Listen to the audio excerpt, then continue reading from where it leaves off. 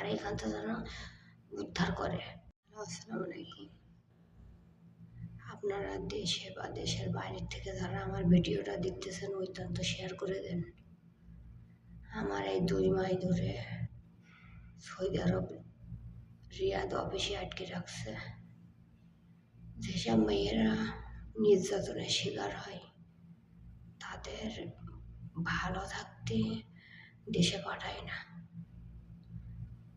পাঠায় তাদের কিভাবে যে কোনো একটা সাইট খারাপ হয়ে যাওয়ার পরে, আমার মাথার ব্রেনটা সমস্যা না করে দেওয়ার পরেও আমার দেশে পাঠাবে না।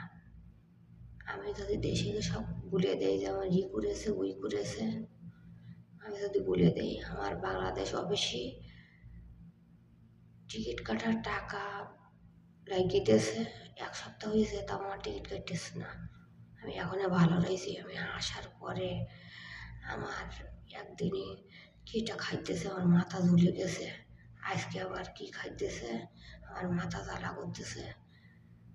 5 ওয়াক্ত নামাজ পড়ি, তাহাজ্জুদ নামাজ পড়ি, আল্লাহর কাছে দোয়া করি, আল্লাহ আমি যেরাম আইছি সেরাম যেন ফিরে যেতে পারি। আমার 2টো বাচ্চা নিয়ে তারা যেন এদিন না হয়, তা আল্লাহ রিয়াজ মাথার উপরে। দেখা যাক কি হয়। তা দেশের বাইরের দেশের থেকে যারা দেখতেছেন আমার ভিডিওটা অত্যন্ত শেয়ার করে দেন, আর আমার এই বিপদের তো উদ্ধার করেন। সবাই আমার জন্য দোয়া করেন আর অত্যন্ত শেয়ার করে দেন। বাংলাদেশে প্রতিটা মানুষ যেন পায় আর আমার এইখানটা যেন উদ্ধার করে।